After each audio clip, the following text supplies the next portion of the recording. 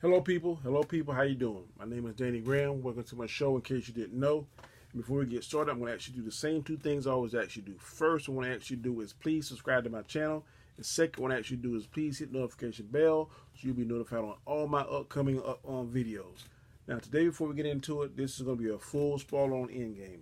A full spoiler. If you have not seen it, stop right now. Do not watch this movie because I'm going to tell you everything that happened, what I did like about Endgame, what I didn't like about Endgame. Now to get started, before this Endgame came out, I read Rotten Tomatoes review. Rotten Tomatoes put this movie at a 97. 97 is almost perfect. And I'm wondering in my mind, why is this movie not perfect? Because I'm going to tell you I did something I shouldn't have done. But I reviewed and I watched a full spoiler before Thursday. I watched one Wednesday night. And I stopped myself because I watched the first 30 minutes or listened about the first 30 minutes of the movie. And I was hooked. But I stopped. I said, I don't listen no more. I said this movie has got to be 100 because the first 30 minutes of this movie, I was hooked. When I went and saw it, I was hooked. And I said, what? Why does this thing not get 30 minutes? And now I realize why I did. Why did it get 100? And now I realize why I did not get 100 on Rotten Tomatoes, because there was three things in this movie that I did not like, and in my opinion, it totally sucked. I'm going to tell you what those three things are. The first thing I did not like was Fat Thor. What in the world were they thinking by making Fat Thor? Okay, Ragnarok, Thor was perfect of how he looked, his comedic timing, his power, what he realized he had, like he finally putting it together. Now when the man puts it together, one little thing knocks him out, and now he's a drunk, out of shape, fat god, a joke. Really? That's how you're going to do the mighty Thor, the god of thunder? Did not like that, Russo brothers. You go back to the drawing board with that, but that's not here nor there. Second thing I did not like, why did you kill Black Widow? You just said you're going to do a 5-year plan, and Black Widow is going to be her standalone movie. It's going to be in that 5-year plan. Why? Why would you kill off her if you're going to do that? Nobody wants to see before Black Widow. We want to see Black Widow now, see what she's doing, see what she's put together. I don't want to see the origin of Black Widow. We already know what the origin of Black Widow is. But, again, that's out of my control. Didn't like it. I think she's too important of a character to kill. I think that if I had to kill somebody between her and Hawkeye, Hawkeye would be in that pine box and not Black Widow.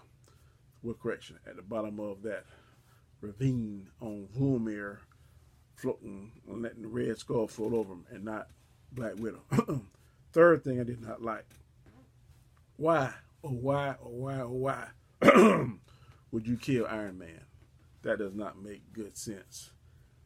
I don't care about closure. I don't care about a story arc.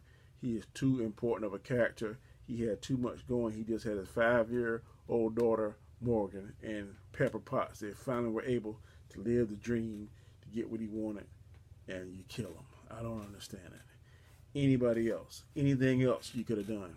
You could have had Iron Man be able to analyze those stones and put some kind of software update or something, make some kind of adjustment in his armor that could withstand that power, but you didn't do it. Why? Now, you already put in his armor, if you watch, he can withstand the power of a god, Thor's lightning. His suit was able to absorb it and redirect it. If you give him enough time, his suit could absorb the power of those 6 Infinity Stones and redirect it in that snap. But you didn't do it. Don't know why, Russo brothers, just don't understand. Don't know why. Now, another comparison I'm going to do. In the football world, especially in New England Patriots, there's a saying. And people, there's this big question. Bill Belichick, who's the best? Bill Belichick or Tom Brady? Can one do it without the other? Can Tom Brady coexist and be successful without Bill Belichick? Can Bill Belichick coexist and be successful without Tom Brady? We're going to see here shortly, because one of the two are going to leave, and we're going to see who is more important. The Russo brothers are leaving. They're not under contract with Disney anymore. They're going, I think, MCA or some other company. So we're going to see whether or not the Russo brothers can do it without Kevin Feige. Can Kevin Feige do it without the Russo brothers? Because right now they made the perfect storm. This movie had more excitement, generated more money than any other movie. I think it's going to be Avatar. I don't know for certain, but if I had to bet, I think it's going to be Avatar. It already broke a couple of records on first night across overseas, and I'm waiting to see tomorrow what it's going to do. I guarantee it's going to break records. I think it's going to be Avatar. I don't know. Also, another comparison.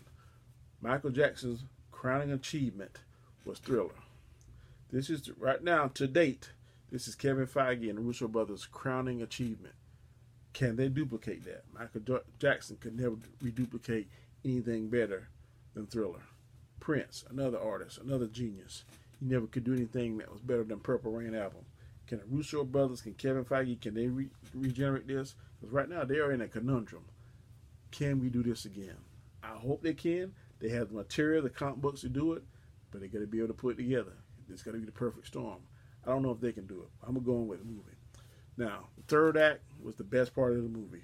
The first 2 hours set you up for the movie, sets you up, put things in place, it closed you to some of the other MCU movies, but the third hour was the best. And I'm going to start at the best and kind of go back. Well, let me do this. First, they showed how Hawkeye became Ronin. Hawkeye became Ronin because his his family was affected by the dusting. When Thanos made that snap on Wakanda, Hawkeye's family were casualties. So that just flipped him over and pushed him over into becoming Ronin. And what he did as Ronin, he went across the world, went to Japan and got rid of the Yakuza. He went to Mexico and got rid of the cartel. Anybody who he thought was a bad guy, he took him out. That was his mission. I guess that was trying to fill the hole that his family, missing his family left. Also, Tony Stark got back to Earth with the help of Captain Marvel. Captain Marvel was sent out there and she found the ship that had him and Nebula. Him and Nebula came back. They formulated a plan. Tony Stark told them at the beginning, look, I tried to tell you this about Ultron. That's why I did Ultron, trying to put a shield around the world because something big was coming that we weren't equipped for, but you didn't listen. So he was mad at Captain America about that. So he kind of went away after that time period. Him and Pepper, they had a child. They did their own things. During that time, Captain America, War Machine, and others, along with Captain Marvel, they went to the place where Thanos was at. They found out where he was at, someplace called the Garden.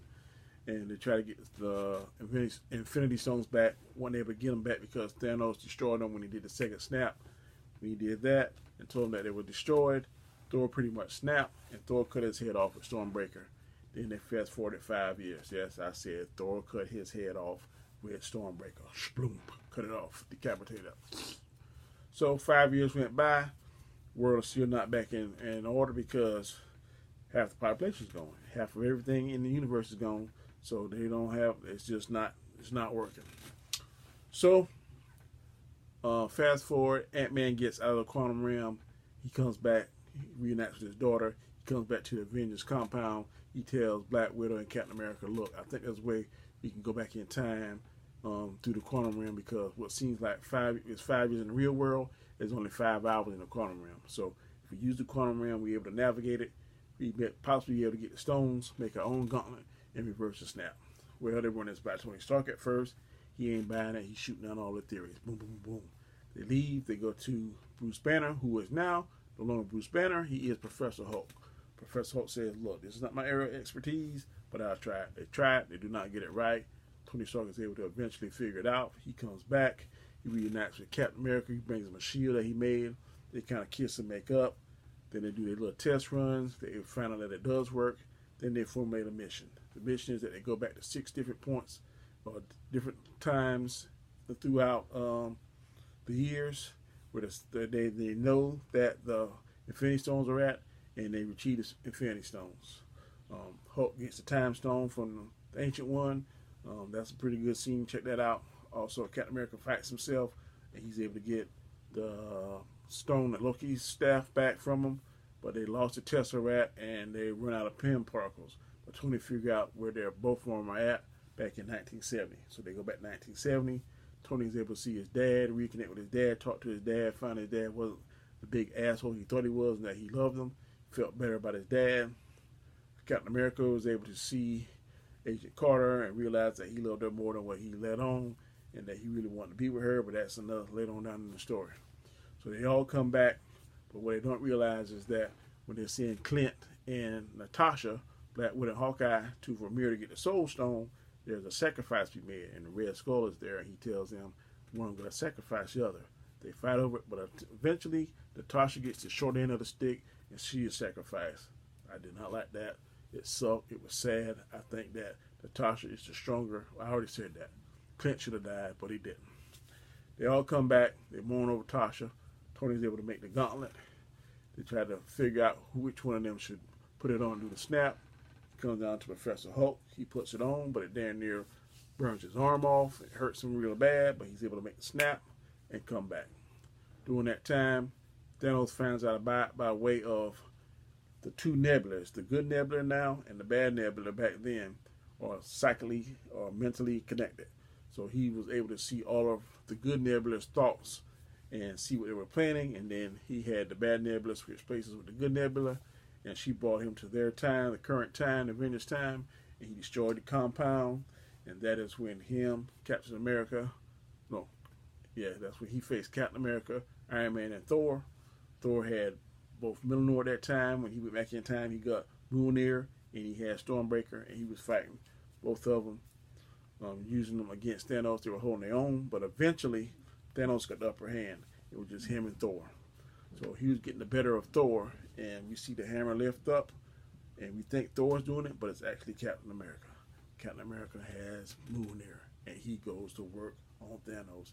He beats him like a redheaded stepchild. He's sending lightning strikes. He's doing combinations with the sword. He's doing, with the hammer, with his shield. I'm telling you, it's going to be an awesome game. Whoever makes that game is going to make some money if they use them combinations. And he's getting the best of Thanos, but eventually Thanos gets the best of him, pretty much knocks him out, and just cuts his shield in half. Now it looks like it's just Captain America versus Thanos' whole army. Thanos pretty much say, I'm tired of y'all. I'm going to destroy this earth. I'm going to have fun doing it. And then before he sends his army, you see Falcon say on your left. And when he says that, you see the Doctor Strange tunnels come out. And I mean, it's a whole army. Everybody that was snapped came back. The Wakandan army, Spider-Man, Black Panther, his people, Scarlet Witch, everybody. All of them came back, and they were just fighting free fall fighting. At one time, there was an exchange between Doctor Strange and Tony, and he said, look, is this the one out of 14 million times we're going to win? Doctor Strange said, if I know, but I can't tell you, because if I tell you, it won't happen. He said, you better be right. So they continue fighting and stuff, and then Captain Marvel comes in and saves the day, because at one point, Thanos is about to destroy them all, where he was getting beat, basically by Scarlet Witch, who was pretty much destroying him, and he had some kind of ship that had all these guns that came down and shot and had everybody on the run. But Captain Marvel comes in and destroys his ship, blows it completely up. They fight one-on-one, and she's getting the better of him, so he takes one of the Infinity Stones off the glove and punches her with it. And there's an exchange where it's just him and Tony, and he has the glove on, and he's about to snap. And before he snaps, Tony jumps on him, and they tussle over the Infinity Gauntlet. And he pushes Tony off, and he says, I told you I'm inevitable. And he snaps, but nothing happens. When he looks on the glove, none of the stones are there. All the stones are in Tony's glove. And Tony looked at him and said, and I told you I was Iron Man. And he snapped. And when he snapped, all of Thanos' army start turning to dust, and he turned to dust and faded away. But the snap was too much for Tony to survive. And Rhodey made peace with him, and went cried and told him goodbye as best he could, because Tony couldn't talk. The snap just took everything out of him. Spider-Man said his goodbyes. He was crying. It was very emotional. And then Pepper Potts came.